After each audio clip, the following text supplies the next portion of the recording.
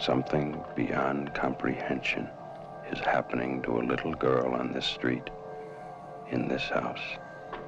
A man has been sent for, as a last resort, to try and save her.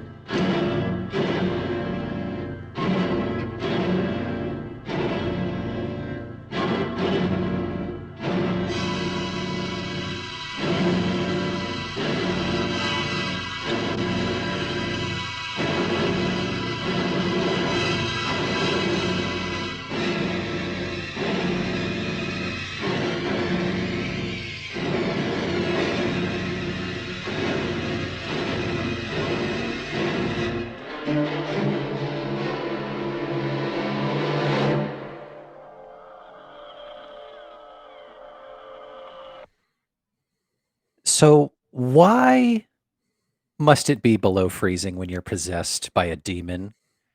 What's up with all these really cool priests that are just running around this movie? And is the power of Christ really all that compelling? We're going to answer these questions and more on today's episode, where we discuss the highly revered and influential horror classic, The Exorcist from 1973. Now, Joe, you've seen The Exorcist before, right? Oh, wait. Nope. No, you haven't. That's right, because this is the Uncultured Cinematic Universe, the podcast where two friends show each other movies, shows, or anything else that they absolutely need to see or experience. I am your host, Justin, and with me in the uncultured hot seat today is Joe. Say hi, Joe. Justin, that was a masterclass in line reading and improvisation, I have to say. Well, that's what I do. I've been practicing. Hi, everyone. Joe, Was that we the watched, actual trailer to the movie that we just watched? I think it was one of the original trailers, or it could just be a fan one. But I mean, it's really low quality. Like that's only like 240p or whatever when I Oh, it downloaded it. works. So it works, but yeah, it is spooky, spooky, spooky. The Yeah. the flashes of the basically not even really shots from the movie. It's just like still frames and flashes, but like I hmm think it's super effective. Yeah. I can answer the cold question for you if you want. Okay, yeah, do it. And why does it have to be so cold when you're possessed?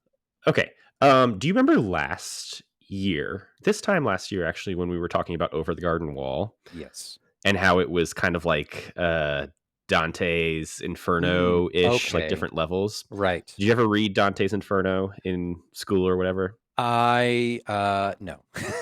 Okay.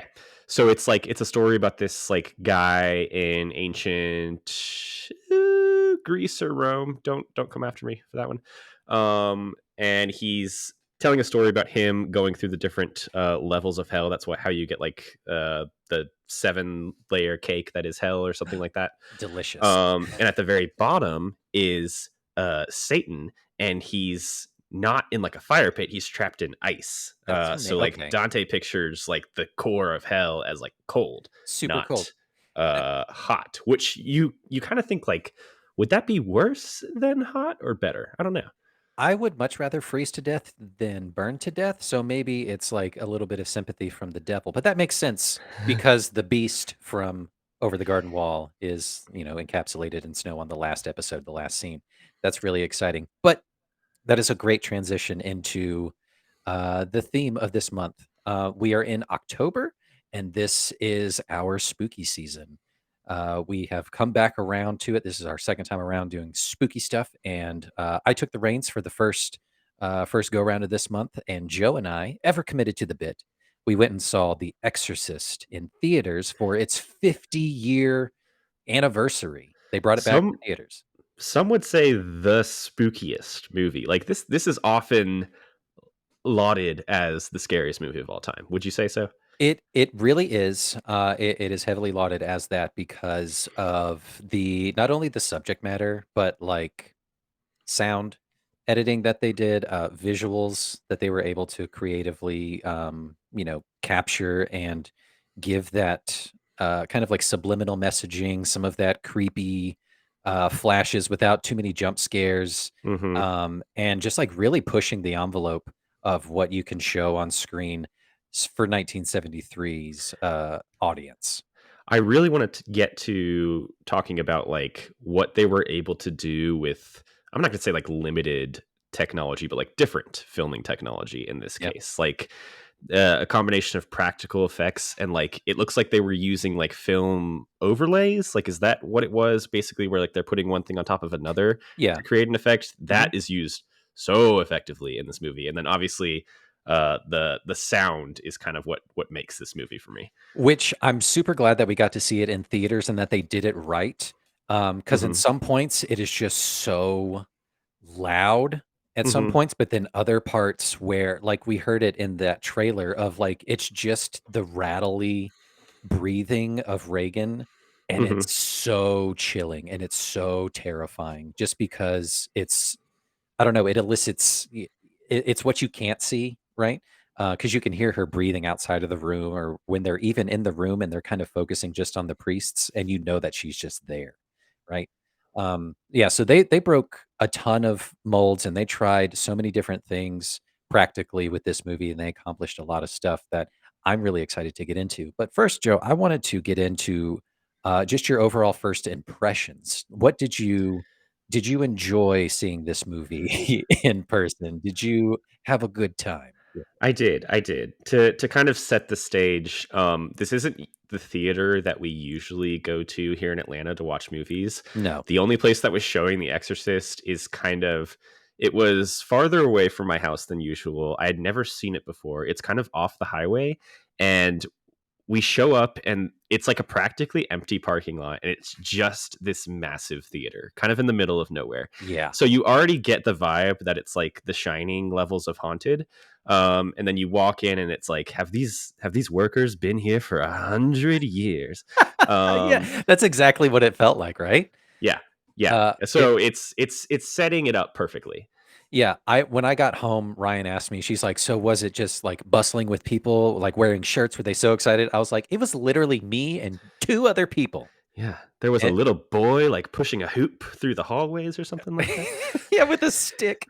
Right, and then, like, 2 kids playing jump rope, sing in slow motion, And then singing, they disappear. when we turn around. Yeah, yeah, yeah. It was really creepy. I think it added to it. I think that would've been better if we saw it at night, because we saw it at 4 o'clock in the afternoon. I know, we Um, come out and it's daytime. Daylight. Yeah, very disorienting. So I think it all played to it. Um, but overall, like, with the movie, like, did it live up to the hype? Because like you said, there's this, unsaid thing about this movie. Like, it is always in people's minds of just like, "Ooh, that is the scariest movie of all time," kind of a thing. Mhm. What did you take away from it when you saw it? After you saw it? I have probably like an interesting uh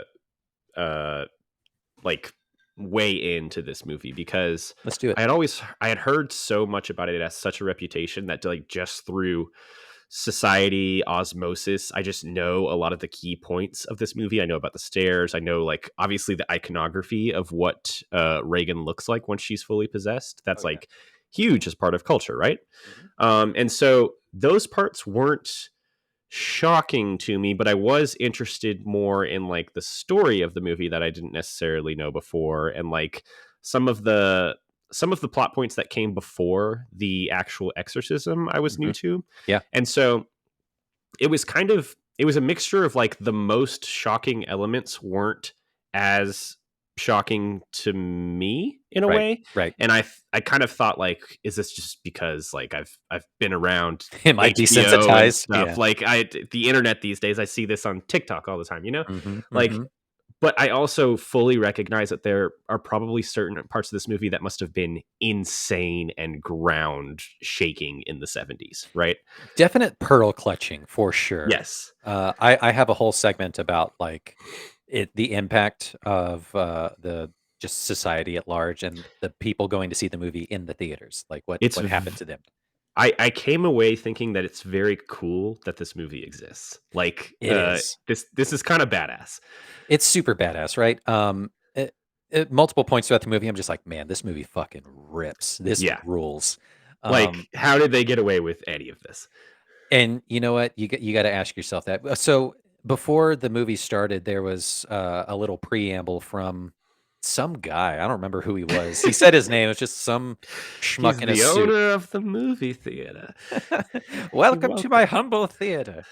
We play Nickelodeons and things He here, does the kids. thing where, like, on screen, he backs away out of the screen, and then he really shows up in person in front of us. Okay, like Jurassic Park. So Yeah. funny. Yeah. It was some sort of like producer guy giving like a before the movie talk. Yeah, talking about, it's been 50 years, which again, mind blowing that this movie is 50 years old. Yeah, And it looks still, good. it really does. That's the power of film, when you make a movie on film. It's the Um, power of Christ. it is sort of compelling. Um, so yeah, this guy, producer guy, given the background, of its impact, of its importance, that kind of stuff. So it kind of gave just a little bit of backstory, which I'm sure you probably weren't privy to. But I thought that was Mhm. a nice little touch that they threw to it. And then we didn't stay for it, but at the end of the movie, they were doing like behind the scenes stuff, which would have been really cool to see. But by then it was almost 7 o'clock in the evening, and we got So places to be. it's a We're long busy. movie. We're very busy. It was a long movie. So this movie is heralded as kind of obviously the one of the scariest movies of all times. It's groundbreaking, but it's also a slow burn. Hmm. Um, it doesn't really pick up until like the last fifth of the movie. Prior to that, it's just this slow, steady creep. You think it's gonna be more about the possession and more centered on Reagan and the family, but this time around watching it, I was really surprised that the more of the focus is on the title character, the Exorcist, and Hmm. it being Father Karras. Yeah, It's his story, really. I did have some notes about like the pacing of this movie. Like you're saying, like I didn't expect the exorcism to be so far at the end, and it lasts probably like 20 minutes at that point. It's like very heightened, but it takes you a while to get there. Also, I thought Max von Sydow was going to be like the main priest in question just from hearing about this movie. Mhm. He's in like the first 10 minutes of the movie, and then he is gone for the next like 2 hours. And then he shows up I at the end, and I then was his kind of eyes. checking my phone because we were like the only people in the theater besides like Yeah. two other people. So I was kind of like pulling it out of my pocket and just checking timing. And I was like, it's been like an hour and a half of no sit out. Where'd he go? Where's Max? Yeah, and then he shows up at the end, and then he's only on screen again for another 10 minutes, and then he's gone. And then the movie's over. 50-year spoiler alert warning. He dies. He dies. Crazy stuff. Yeah, let's transition over and talk about some of the overview and get some stats and things like that. So this movie was released, and we talked about this December 26th, the day after Christmas, 1973. Merry Come Christmas, Susie. come on down. I got you tickets to the theater. Let's go, kid. Bring your Uh, new dolly. Like, what a lovely day after Christmassy family flick. Hmm. Just what a wild thing to do for the studios to just like this very satanic, horrifying movie. Let's put it after Jesus's birthday. Just the fun religious parallels you can have with scheduling. Yeah. Those people know how to like have a little joke. Like Christian season's over. It's our Yeah. time now. Yeah. It's Season of the Beast.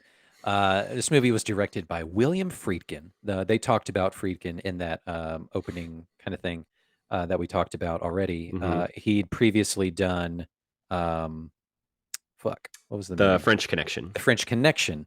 Hmm. That's what got the studios interested in him. They loved what he did there, and he was nominated and all that kind of stuff for that. So this movie is also based on a novel written by William Peter Blatty. Now Blatty was What a heavily name. involved. I know, right? What a cool family last name. Involved with the production and oversight and screenwriting and all that kind of stuff. Um, so the events were recorded.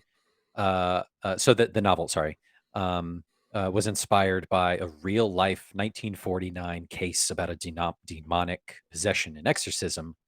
Um, let's see, it was called The Exorcism of Roland Doe, an Mm. actual 14-year-old boy. The events were recorded and documented by an attending priest, and the subsequent supernatural claims that surrounded this event were used as certain elements in the novel. So One of those typical horror movie tropes of like based on true events kind of a thing before it I was a trope.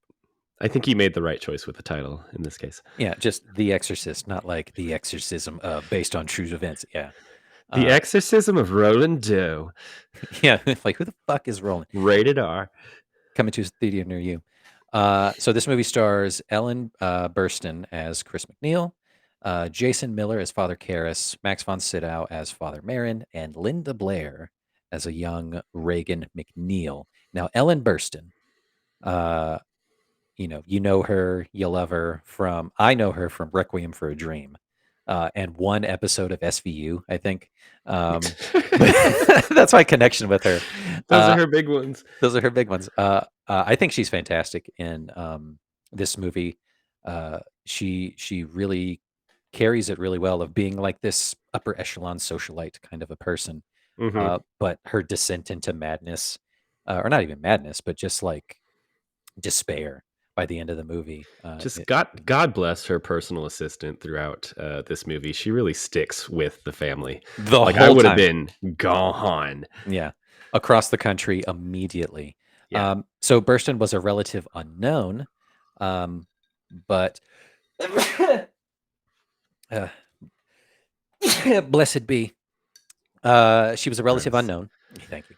But she pleaded that her Catholic background suited her well for this role. So they're like, "Fine, you know what? Let's do it. You can spin a good yarn." Audrey Hepburn and Jane Fonda were also considered for that role. Ooh, that would have been those both would have been interesting. Right? But I'm so glad that Miss Burstyn was a part of this because she fucking rules. Mm. Jason Miller as Father Karras, Jack Nicholson and Paul Newman also considered for this role. Super weird, right? Jack Nicholson, I think, hot off the heels of a One Who Flew Over the Cuckoo's Nest, or just before. I can't remember. So Mm-hmm. like young, weird, creepy Jack Nicholson would have been strange. But again, like pulling on the strings of the studio and their background. Jason Miller actually studied to be a Jesuit priest for 3 years before having a similar spiritual crisis like Father Karras. So again, the studio was like, "Fucking all right, yeah, sure." Uh, freaking liked his chemistry with Burstyn. They did a screen test, as well as his dark, good looks, haunted Okay. eyes, and quiet intensity and low, Okay. compassionate voice. I do want to talk about this Let's talk because about Father Karras. you in the scenes that he has with Burstyn, where he is the priest coming to like help her daughter, and they're both kind of like one-on-oneing with each other to figure out how to get this demon out. You kind of want them to kiss now? You absolutely do. Like, should this be like plot B, plot C of just like, are we gonna fall in love? It's Fleabag-esque in terms of the Mhm. hot priest. Yes, if they were to remake this movie today, They it did would. not actively try to make this guy bad looking, I will just say. Yeah, I mean, they made him look like or they say that he looks like a boxer and all that kind of stuff, and Yeah, he he's looks just like Rocky.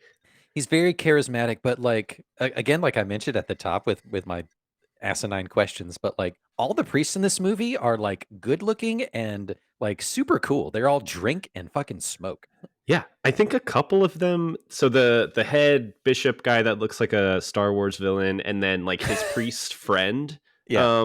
are actual priests in real life. I did like some Oh, that's cool. Wikipediaing on the movie. Like they just pulled actual priests. Yeah. You there? You And they did busy? great. Yeah, they did a great job. So like the priest that's like playing the piano at the party or whatever. Yeah. That priest. Yeah. Super cool. Yeah, not a bad looking priest in this flick. Super cool. Even Von Sydow is like I got to talk about his age in this because makeup. this movie's 50 years old. Yeah. He was in Game of Thrones like 5 years ago. Yeah, he was in. He was also in The Force Awakens.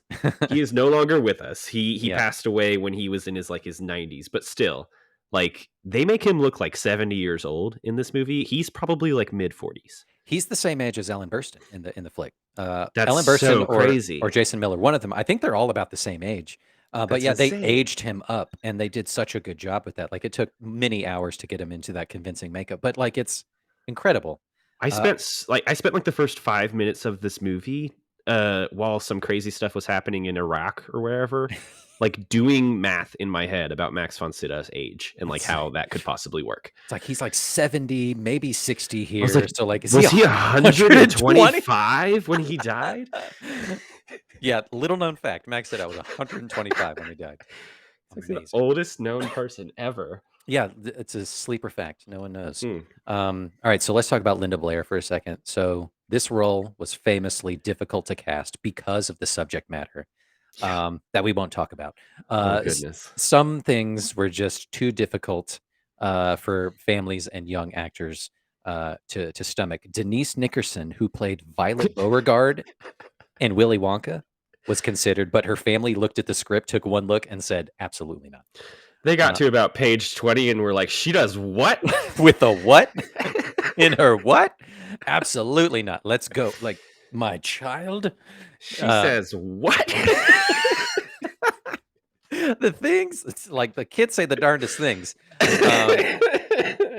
Jamie Lee Curtis was also not allowed to audition because her mother, Janie Lee, read the script and said, you cannot do that. So again, like what a weird world, right? We could have had a Jamie Lee Curtis or the Violet Beauregard in this role, but I think Linda Blair, again, a relative unknown, her first big breakout role, take on such a difficult role and so compelling.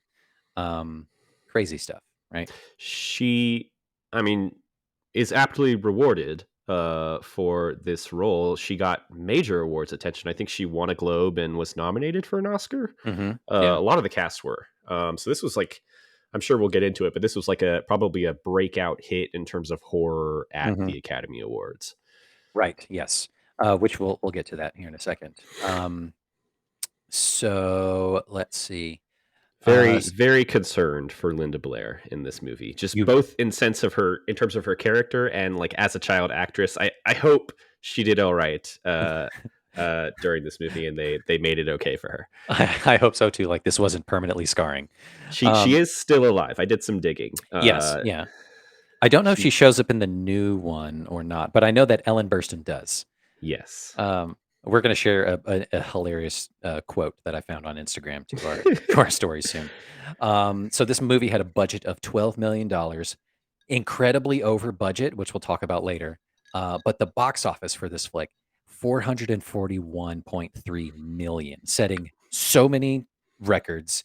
Not too bad. Like so many, like selling out entire theater records, that kind of stuff. Famously, there were lines of people waiting outside in the freezing cold for hours to see this movie when it released. So like really strange, right? 2010. In 2010, this movie was the Library of Congress selected this film for preservation in the U.S. National Film Registry as being culturally, historically, or aesthetically significant.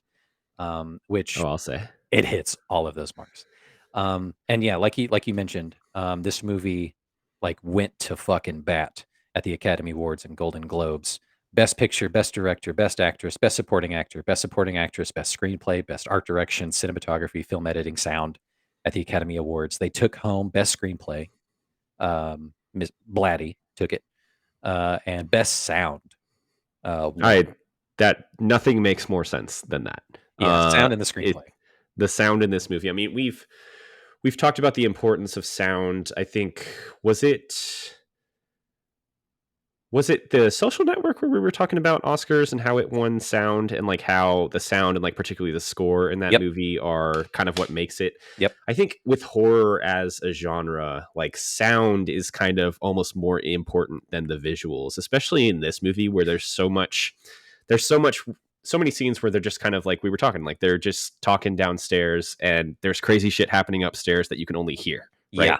Yeah. And so they're like, how do we get across that this is the scariest thing you've ever encountered without actually showing it? Yeah.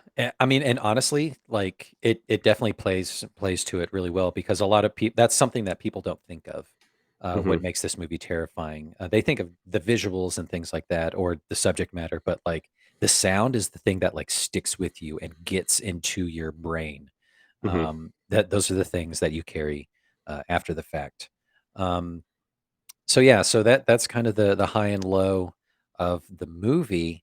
We already played the trailer, and so last time we waited till the very last second to do a little cheers and talk about our beverages. Let's go ahead and do that at the top. You are just checking the boxes.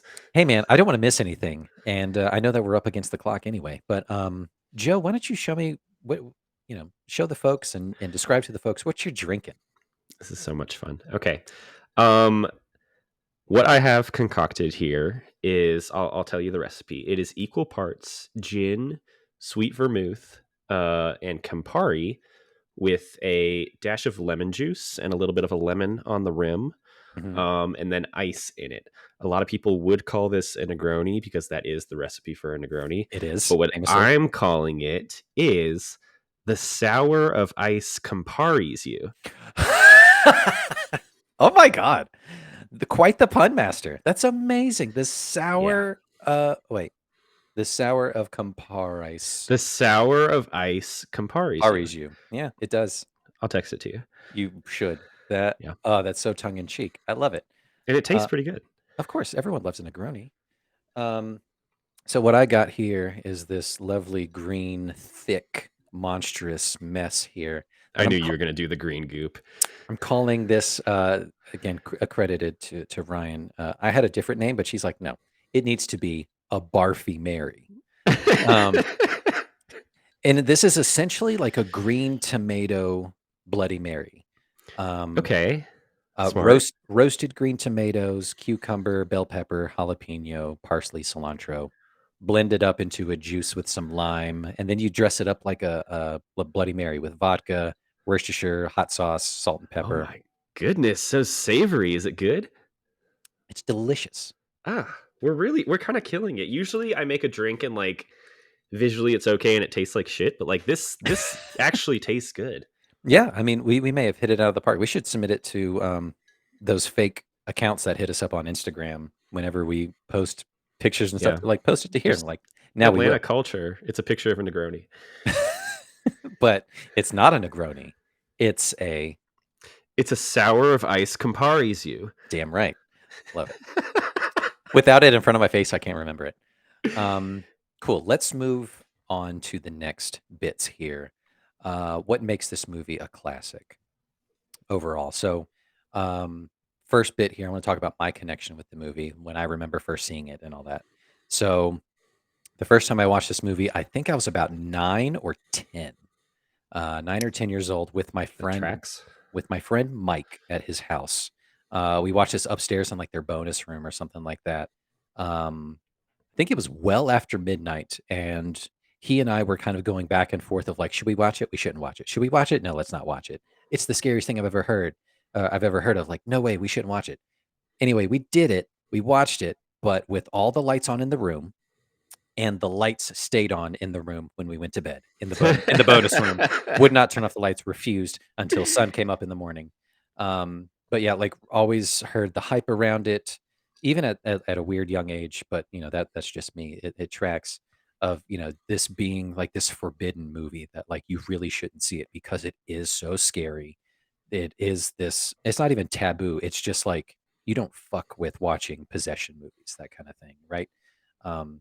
But I remember it absolutely captivating me, like holding my attention, but being so terrified by watching it. Did the terror come from like any sort of like religious place, or was it more just like this is a scary movie and crazy shit's happening? It's more of the latter. I didn't grow up terribly religious. I grew up like Catholic, light Catholic adjacent because of my Hispanic background. Like I remember going to midnight mass because there was a church across the street when we lived in Texas. But like I never like took my Catholic vow or whatever it is, whatever you do, the sacraments, or you drink the thing and you eat the stuff.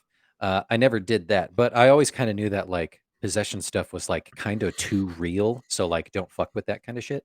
Oh yeah. So yeah, I remember also specifically too, in years later after watching it, in the dawn of the web 1.0, do you recall, or did you ever come in contact with like those trick websites, where like eventually it would pop up her face? Yeah. Yeah. I remember that, and for the first time, like seeing that and just being just like, holy shit, the internet is terrifying. But like it was famously like her face, her possessed face, and like a blood curdling scream as loud as it could possibly go. Like I at mean, the top of they got a lot they of people. really made the possessed face something. Like they did not cut any corners there. They They were did like, we're not. gonna make this look insane. Legit and horrifying. So I remember that, but ever since then, like possession movies have always been the most scary to me. Anytime that I Hmm. watch any other horror movies, seconded only by home invasion flicks. So like those two, possession and home invasion, are the scariest to me because they're the most real in a Hmm. sense. Like this could happen. Not that I believe in uh demons or anything like that, but like there are actual documented stories and stuff like that, and it's just like Hmm. that's really terrifying. So that's what I carried with me for a while, To uh, this day. to this day. um but yeah, this time around, seeing it with you and those two other strangers in the theater, They I seem had nice. they did, right? I think they had a good time. I think they were like a father-son, which is cute. You love that. That's sweet. Um, I had a good time with this movie this time going around, this upteenth time seeing it. Like I appreciated it for what it is, for what it was, the Hmm. cinematography choices, the score, and everything. I was like, this is just a really cool, well-rounded, crafted film.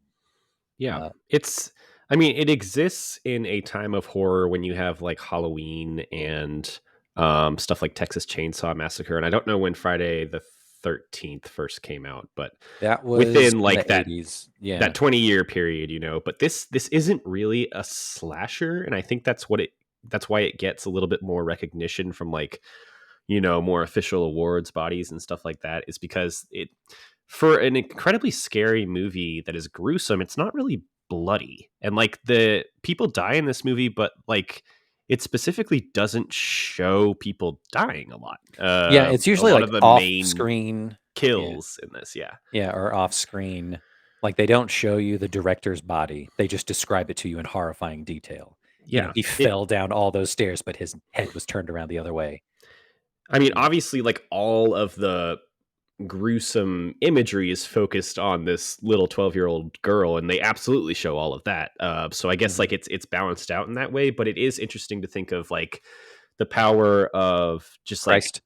the power the power of Christ, like not showing you something on screen but instead having you imagine it. And like, Mhm. is that a scarier alternative, like where we're basically just doing the work instead, and like what we're imagining in our head is much more individualized and more scary than anything they could actually show us. Yeah, 9 times out of 10, it's the things that they don't show you or that you can't see that are the most horrifying. Hmm. So, touching back on some of your points, so the year after this, 1974, is when Texas Chainsaw came out, and then Hmm. in 1978 was when Halloween came out. So this was a pioneer, horror movie in a lot of ways for those kind of things. So like '70s horror has like a unique kind of atmosphere to it, and this plays a big part of it. It Um, seems like this is like maybe when it crosses over into horror equals money at this point, yeah, like they're you like, can really like have a big huge box office from these movies. are we on to something here? And the answer is yes. Money, money, money. So, Joe, before we get any too much further, I want to talk about some other things, but let's take a break. And I want you to give me the plot in 1 minute of 1973's The Exorcist. I can do this. I'm not Are you scared. ready? I'm not scared. Why would you even say that? No, who told you? Because they're lying. All right, Joe, let's go in 3, 2, 1. Okay, The Exorcist is about two girls who are fucking going through it. Ellen Burstyn plays Chris, who has a daughter named Reagan. Reagan finds an Ouija board in the basement and plays with it and ends up getting possessed. They don't really know what's wrong with her at first. They try to take her through a series of like medical exams. The doctors ultimately cannot figure out anything that's actually physically wrong, and Reagan's becoming more aggressive and more of like a little sarcastic shit and more violent. Eventually, the doctors refer her to an exorcism as more of like a mental thing to see if they can figure it out. And so that's when we learn about these two priests. One of them is having a kind of a crisis of faith, and he's kind of the main priest who comes in to help Chris out with Reagan. And then a second priest comes in kind of later in the game who has dealt with exorcism before in the past. And so together they perform an exorcism on Reagan, who has like full on become possessed by a demon. And they are successful, but they both die in it. The end. Yeah. I think I covered some major points, but there's obviously like some intense imagery that happens throughout. She pisses on the ground. Yeah. There's a something with a crucifix happens, and it's madness. But you hit all the high points. I think I think one of the things I want to talk about is like the different phases of Reagan in this movie. Okay. So like you could almost like down to the minute kind of like mark off almost like with like the makeup she has on her face, like how crazy things are getting. So like you start out and she's kind of a normal girl. She's happy. Her and her mother love each other. It's great.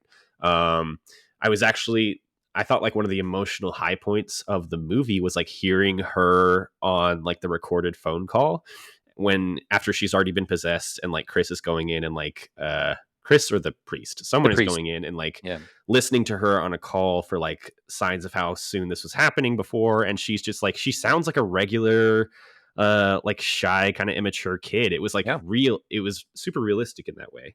And so you get that foundation of her as a kid.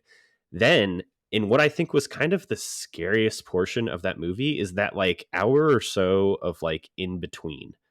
So you know that she's played with the Ouija board and shit's about to get real. Like things are happening. She's talking about like Captain Howdy or something like that, which is never a good sign. Do not ever let your kids have imaginary friends that are older men. Definitely. No. And and so you know something's wrong, and at that point it becomes kind of a suspense thing of like when you see certain things shining through, like when is she actually like a regular little girl and when is she maybe kind of hiding something. Like it comes out when earlier on in the movie her and Chris are kind of in bed together and they're having this like nice conversation, and she starts to ask her mom about like whether or not she like likes the director that she's working with on her movie. And you kind of almost like expect her to like start talking about like Chris fucking someone or something like that out of the blue, you know, like some crazy thing like that. And so there's like this creeping sense of dread, which leads up to the medical testing portion of the movie, which I thought was the most disturbing. Definitely. Like forget the exorcism. Like there's not as much makeup on her in this case. She still looks like a little girl, and they're like putting her through the intense like electroshock therapy. Like it's insane. There's a moment where like they have to like put a needle into her neck to get like some spinal fluid and stuff. And it like spurts blood, and it's like the real horror of this movie is 70s medical technology. Right, because when they do like the MRI or whatever it is the loudest thing you've ever heard. And it looks like they're hooking her up to like the atom bomb from Oppenheimer or something. Like it's insane. It's very indicative visually of like Frankenstein's monster, like strapped to a board, and she's like raised up at an angle, and it's just like good. Like I don't remember seeing this on House. Where's Dr. House when you need him? So like there's like an hour of that where it's just like it's constantly getting worse and worse, and she's kind of becoming more aggressive. She's like saying this crazy shit. And then at the house, she's coming downstairs to the party and like peeing all over herself. And then obviously there is a scene with a crucifix and a certain amount of blood. They're like, you know what? We need to get some help here. Maybe Tylenol is not cutting it. I don't know. This 1970s Tylenol is just not enough. And then, so what's the name of the younger priests in this? Karis, the main priest. Karis. So Karis comes in, and by the time he comes in, Reagan is kind of like fully taken over, and they're really starting to like lay on like the demon makeup at this point. She's got kind of like a sickly, pussy look to her. She's got these crazy contact lenses on that give her like a yellow eye. It weirdly levels out in terms of the horror for me at that point, because it's obviously like the suspense is gone in a way. Like we're in it, like, yes, let's do the exorcism, but also like her as the demon is kind of just this like sarcastic little shit. Like Yeah. I wanted to see more of her and the priests interacting because they're kind of having this like back and forth, Yeah, a little where they're like tete-a-tete thing. challenging each other. Yeah. And I feel safer in a way in that scene than watching this like little child actress get tortured with these medical devices. Yeah, those scenes in particular were a lot of what disturbed a lot of the audience at the Mm-hmm. time, of just like, because like it was kind of taboo or whatever to kind of like portray medical stuff like that in such a passive way. And again, like it's real. It's like you're saying, like And it's real. that's something that could more happen, like just in real life. Yeah, and it is the worst thing you've ever seen, of just like you're actually kind of like sort of torturing this poor young girl. Mm-hmm. When we know, the audience, that like it's not anything with her brain or whatever. We know that she's possessed, because we know what happens at the movie. We know what it's called. But the ultimate failure of the medical community of just like, well, I don't know, let's run another test. Be different if this movie was called The Doctor. The doctor is in. The The doctor is in. Doctor's in. So there's this thing I want to talk about, Joe. There was it's called the production curse about this movie. Oh Did you no. know anything about that? Let me tell you what I know about the behind the scenes bits, and you tell me if it lines up. So I read up a little bit about behind the scenes here. I know that the director character in the movie, he like died while filming this. The one who she like kills first. Mm-hmm. Is that kind of part of the curse here? Oh yeah, 100%. Yeah. Did anyone else die? Yeah, let's run through it. Oh no. So originally this movie was slated for 85 days of photography, but ended up taking over 200 days to wrap, Goodness. by the events that follow. Of course, sending the budget $2.5 million over budget because of all the delays and things. Early on during filming, a bird flew into a circuit breaker on the house sets, which caused a fire that destroyed the whole set except Reagan's room. See, that's Bible shit. Yeah, I know, right. That's Revelations. That's Numbers. Nar. Nar.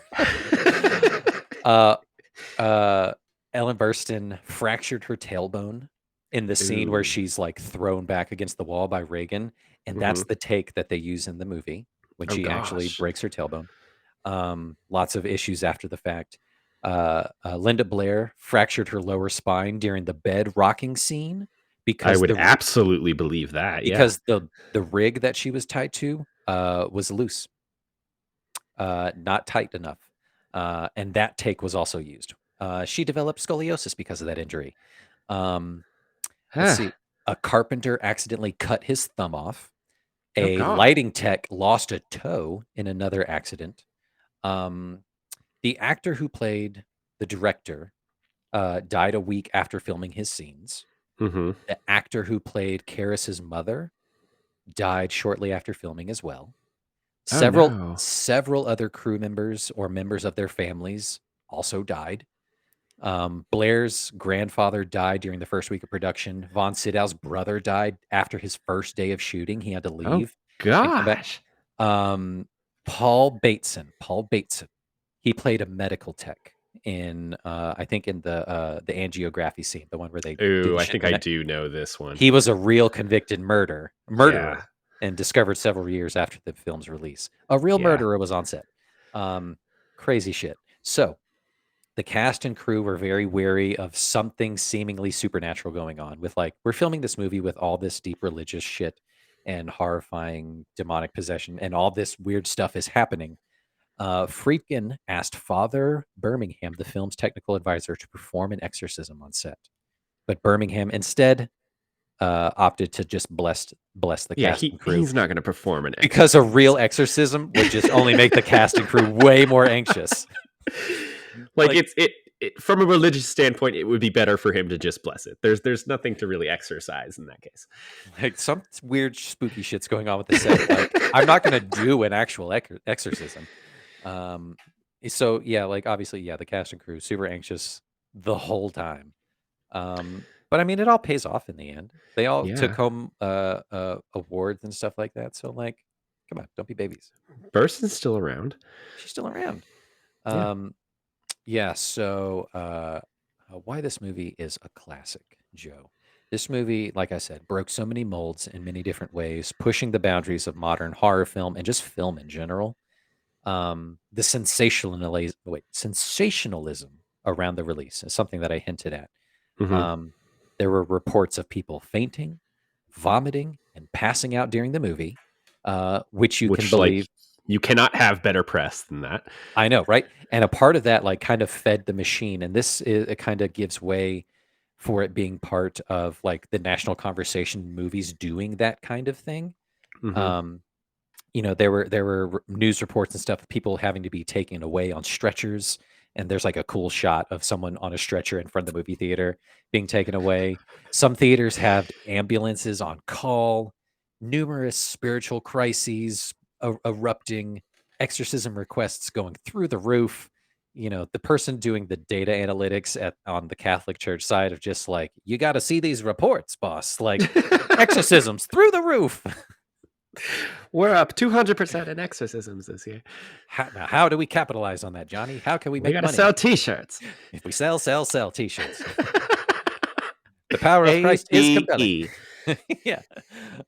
Reports of cinematic neuroses taking place due to the immense anxiety caused by the film's visual and loud, disorienting sound mixing and effects was also Mhm. a phenomenon taking place. People just being so overcome by anxiety and just the heightened sense of fear, just taking over a person, which, Well, one of the more interesting bits that I found in this movie was like how hard they try to like prove things medically and before it even becomes a movie about exorcism. Like they Mhm. really like cross all the boxes. They do every test that they can, Yeah. and so it really, and they even have like a scene where they're trying to explain exorcism and possession from like a medical standpoint, how it can be more of like a mental, like, placebo effect, where you think you're being exercised, and so like you kind of stop harassing your own brain in a way. Yeah. Yeah. And so it's interesting to have that in the movie also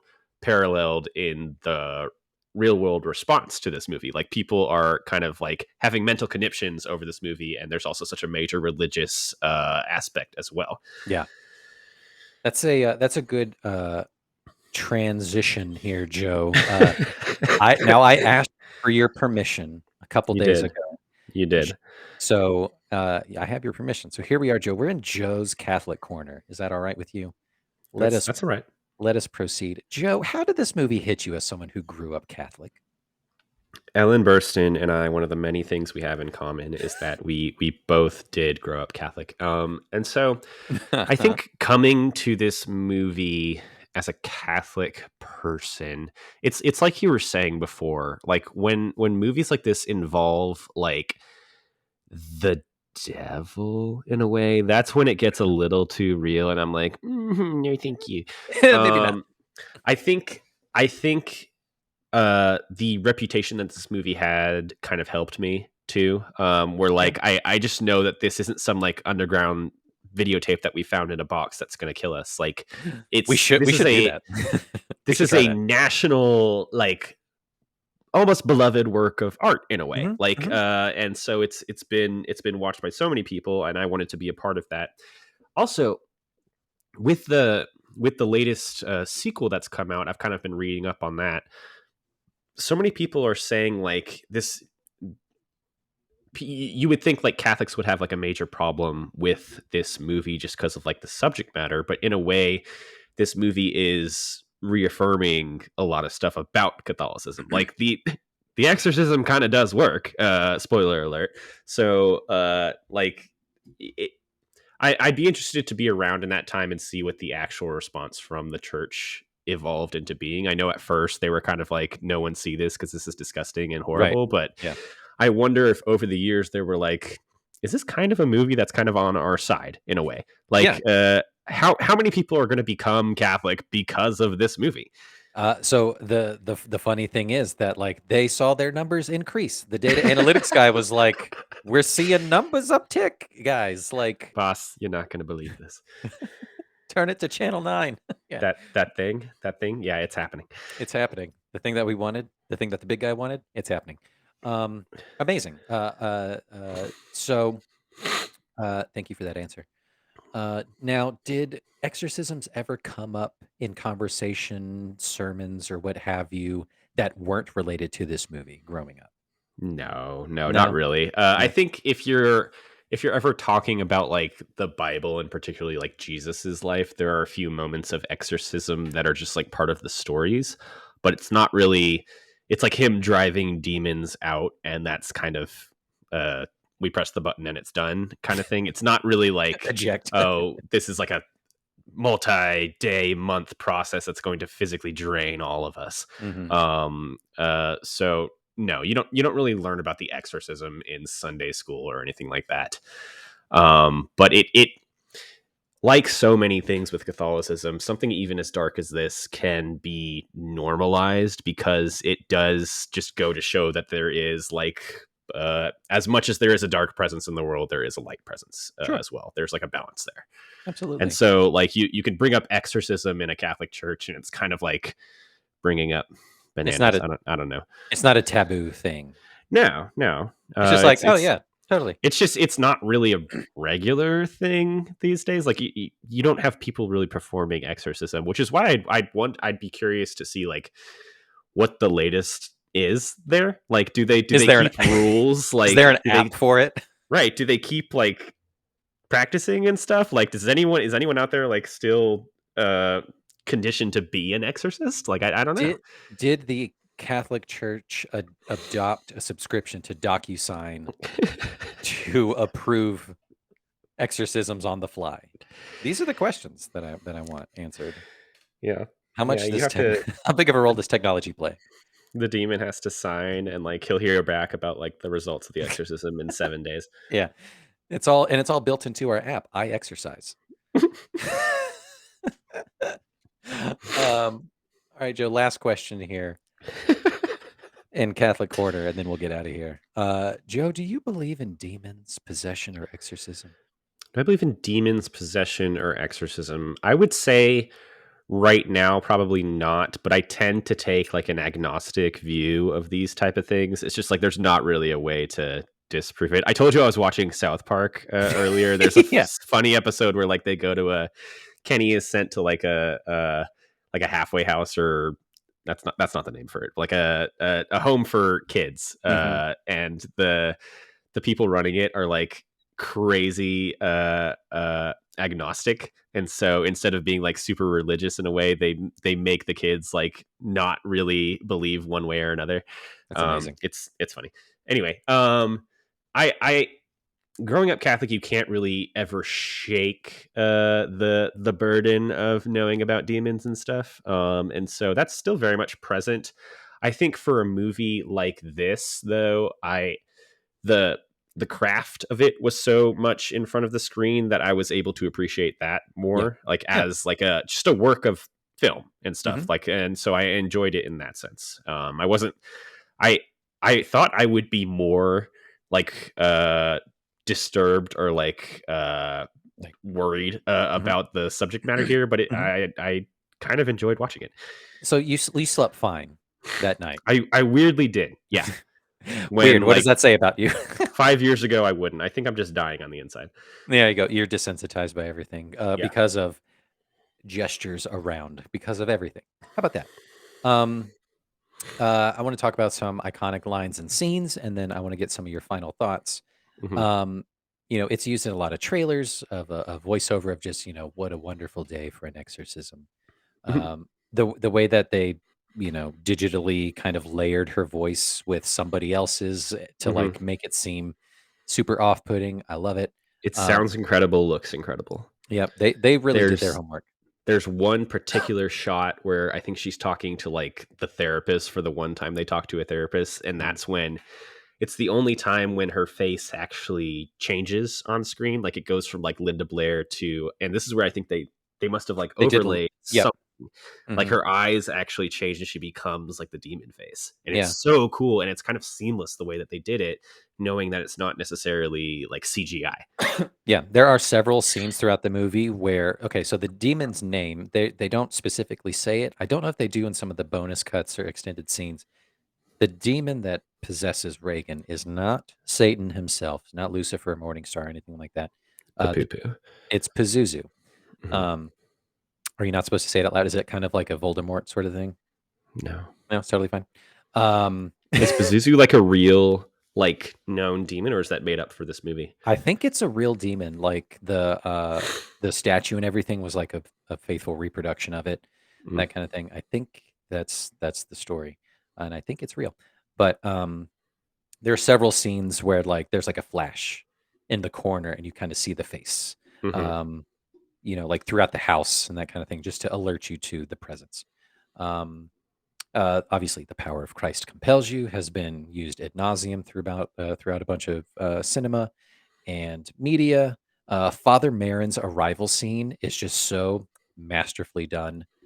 Getting out of the cab, the long foggy light coming from the house. That was the Mhm. first take, and they nailed it.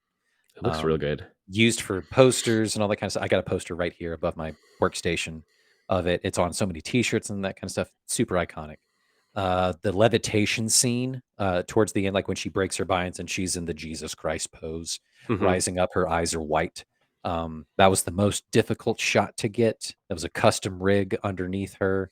They had to hand paint the wires frame by frame, so it was seamless.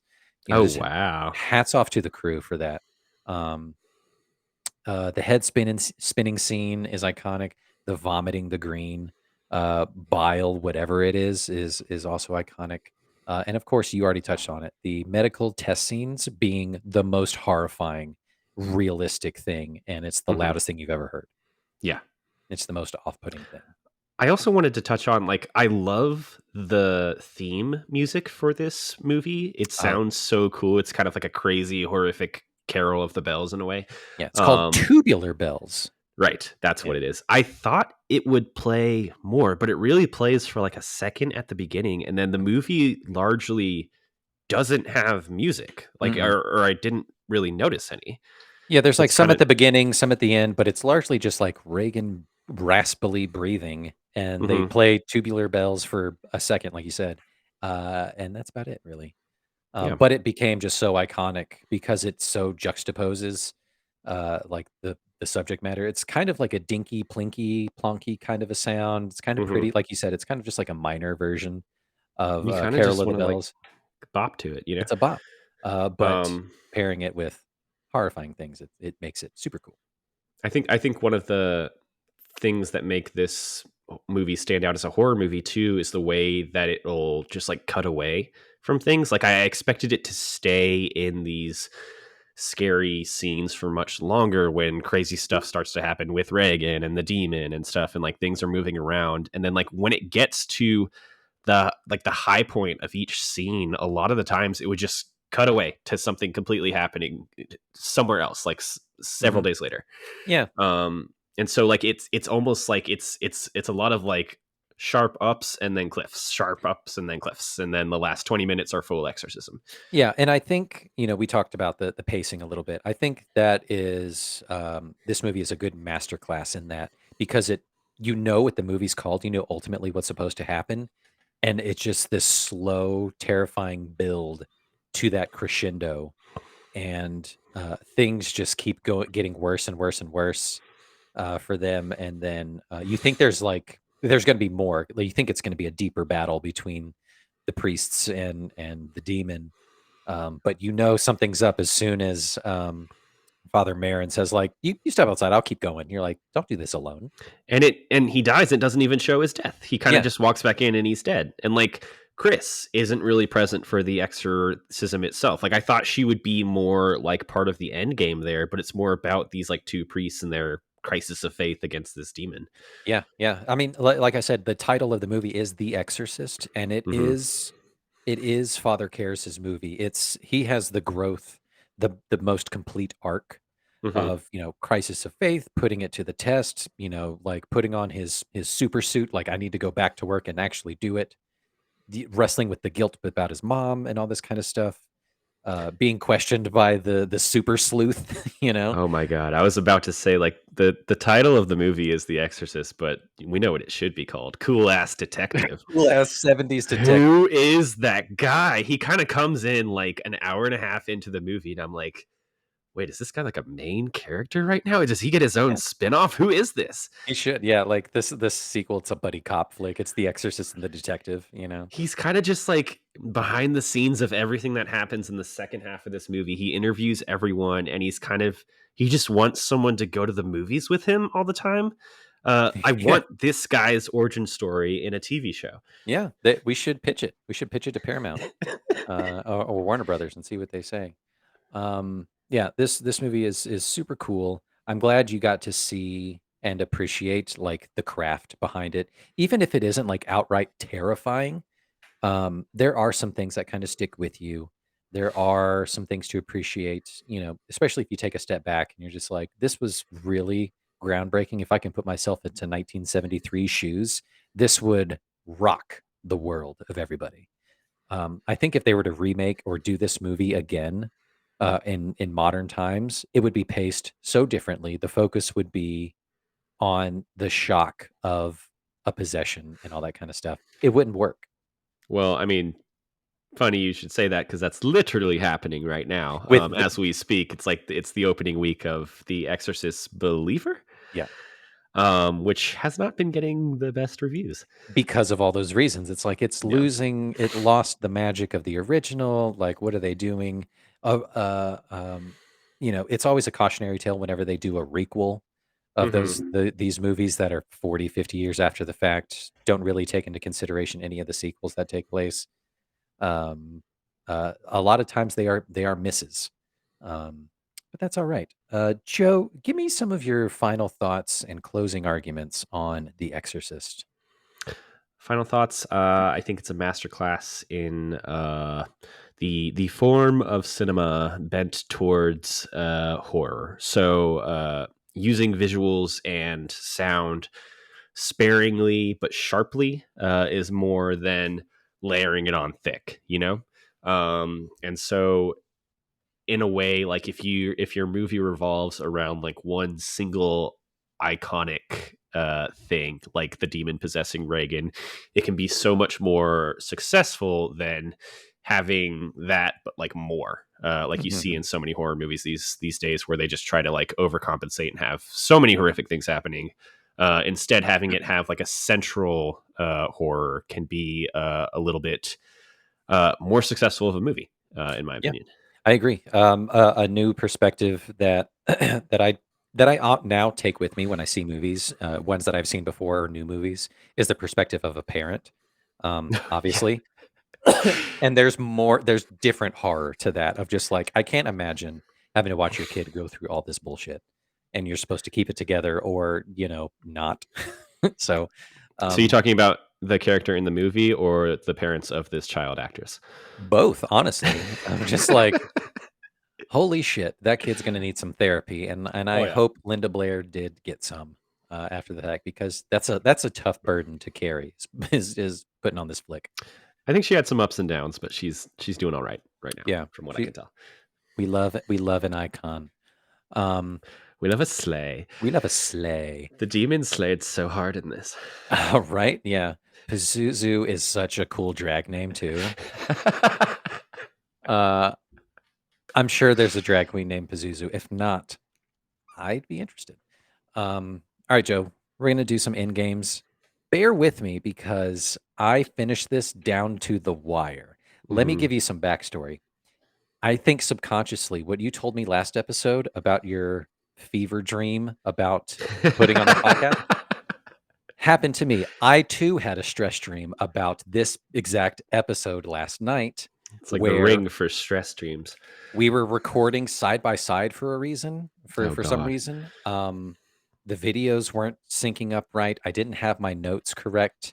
I had my sister stand in for me while I tried to finish the game, and then when I tried to take over, it didn't work.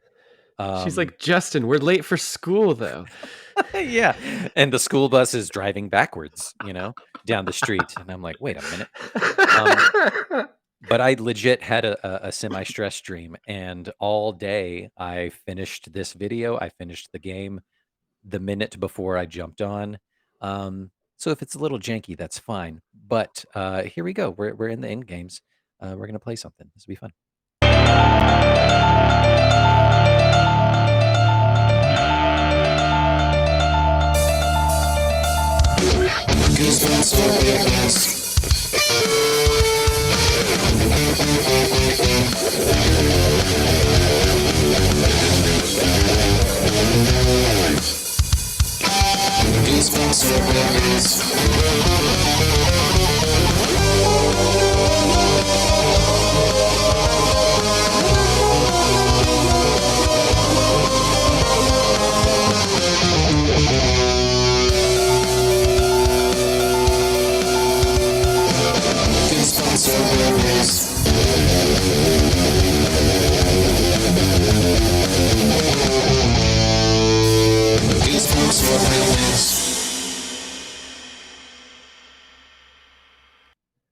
Joe, we're going to play Goosebumps or Real News. Hell yeah, we are. Damn right. Did you watch Goosebumps? The TV I series? did not until right now know it was a TV series. I read the books, though. It was a TV series. Super fun. All right. So what I'm going to do, I'm going to read to you a sentence or two that is essentially describing the plot of a story from a popular kids book series from the 90s, Goosebumps series, or it is 100% a real news story. Basically, are these real or fake? Okay. What I'm reading to you. We've got 10, and we'll just see how it goes. Number 1, a family is terrorized by a doll that's exhibiting supernatural tendencies, speaking a different language, moving in random places of the house on its own, and showing up after being thrown away. Real or fake?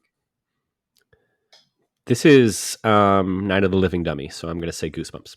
This is very real.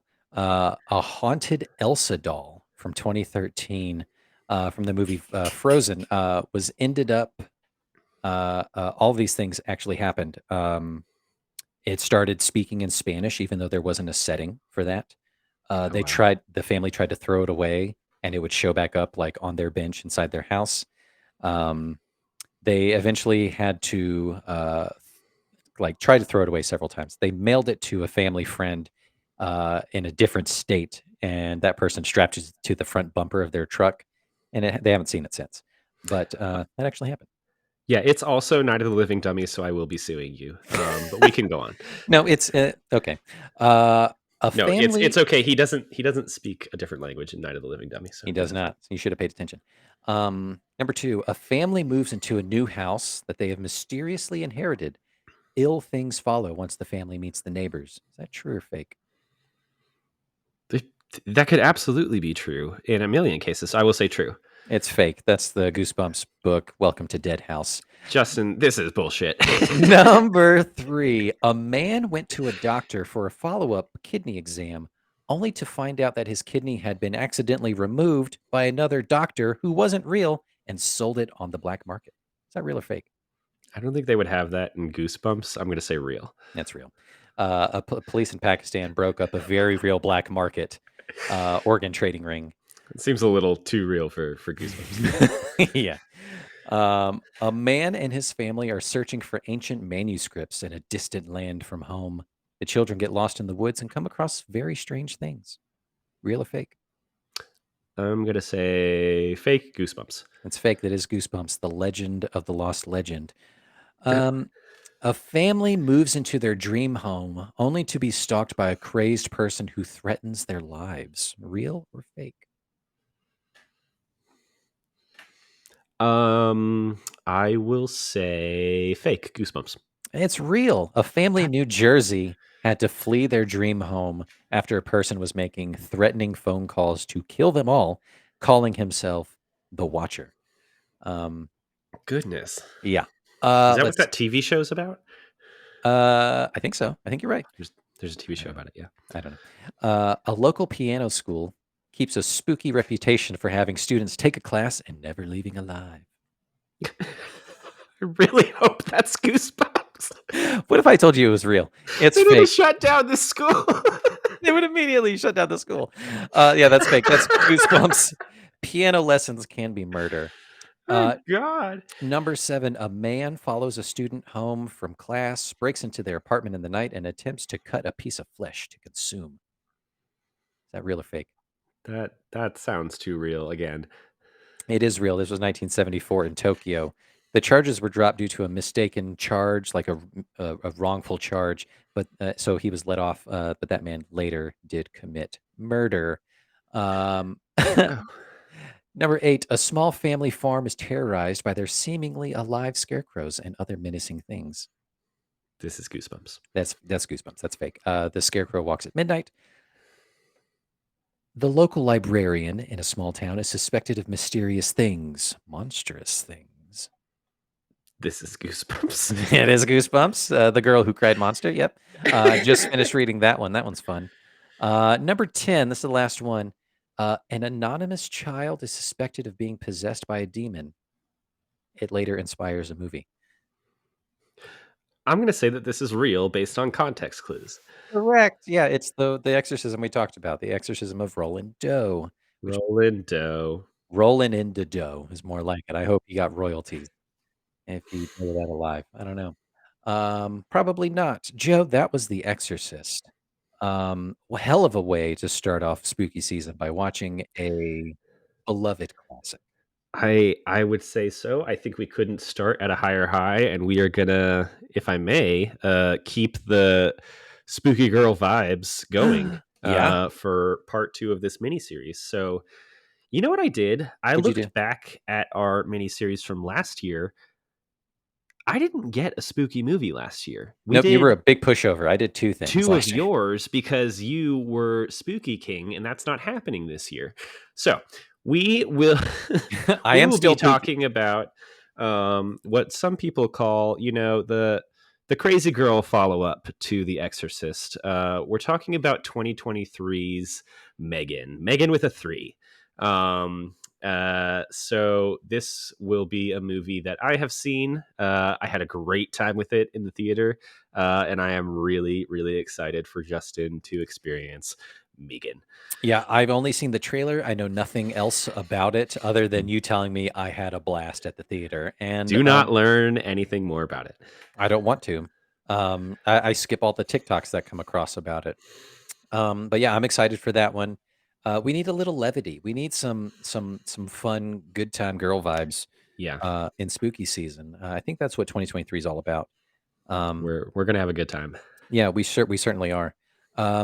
But yeah, that's that. Stay tuned for that episode later this month, and yeah, we'll catch you guys later. We did Bye. The Exorcist. We did The Bye. Exorcist.